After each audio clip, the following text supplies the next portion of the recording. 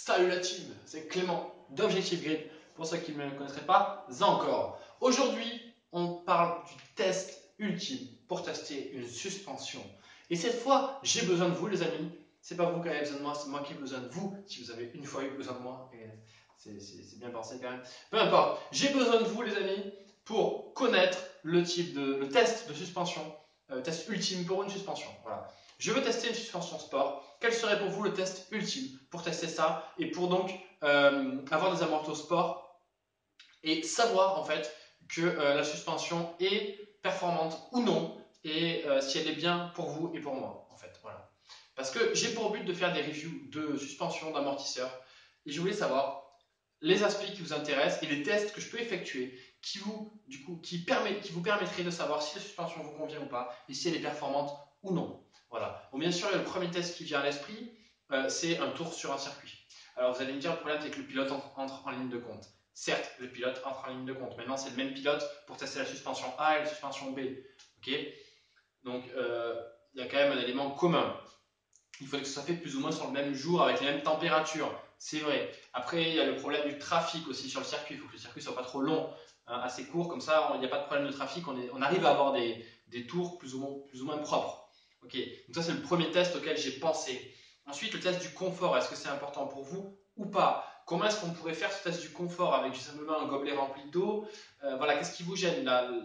Les vibrations, le choc, ou un choc, deux chocs, passer un dodan ou pas? Voilà, il y a toutes ces questions-là que je me pose et auxquelles j'aimerais que vous répondiez en commentaire si ça vous intéresse. Du coup, donnez votre feedback pour savoir donc, dans les tests futurs pour faire des reviews de suspension. Et donc, vous ayez votre propre avis là-dessus et que vous puissiez dire tiens, ça c'est un bon test parce que vous l'avez fait, vous l'avez choisi et que vous puissiez dire ah ouais, tiens, la suspension A elle est mieux que la suspension B parce que voilà, elle a réussi le test que j'ai choisi. Moi, quand je dis j'ai, je parle de vous.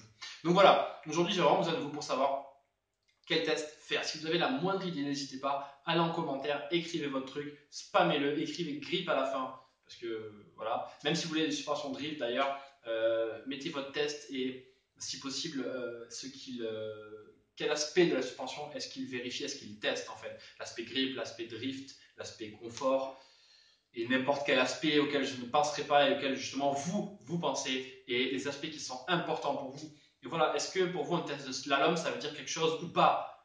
En gros, si j'ai plus vite avec une certaine suspension sur un slalom, est-ce que vous allez dire putain ça c'est une suspension de malade ou est-ce qu'au contraire vous allez dire ça sert à rien ce test? Ok, elle a plus vite sur un slalom, mais moi je m'en prends qu'elle ait plus vite sur un slalom, ça me fait quoi? Voilà. Donc je veux vraiment savoir ce qui est important pour vous en fait. Parce que ce qui est important pour moi finalement, c'est la stabilité de la voiture. C'est-à-dire que en virage, en appui, par exemple en sortie de rond-point, parce que j'ai un rond-point à côté de chez moi qui est vraiment comme ça, il y a, on va dire, une grosse bosse, un peu comme un dodan, mais un peu plus aplati quand même. Okay, et quand on passe le truc assez violemment, selon la suspension, on est en appui, donc on est en virage comme ça, donc on tourne légèrement à droite parce qu'on sort du rond-point, et si vous voulez, la voiture va glisser en arrivant dessus. En fait, elle va sauter un petit peu, ça dépend de la suspension justement, bien sûr quand elle a une vitesse égale, et la voiture va commencer à glisser, du coup il va falloir un peu corriger pour rechoper du train arrière, parce qu'en fait c'est le cul qui part, en propulsion surtout, et des fois même il va falloir lever le pied de l'accélérateur.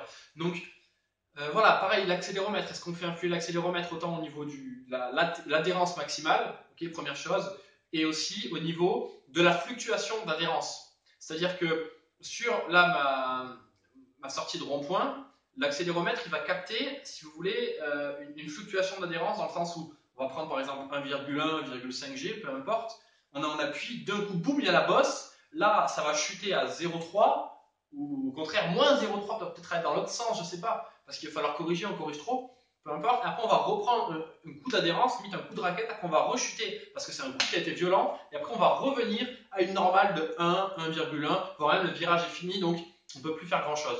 Voilà. Et cette fluctuation d'adhérence, est-ce que ça veut dire quelque chose pour vous? Est-ce que ça voudrait dire quelque chose pour vous si je mets un accéléromètre sur une voiture et que je vous dis ça? Voilà, ben, la suspension A, elle a fait une fluctuation de 0,3, alors que la suspension B, elle a fait une fluctuation de 1G.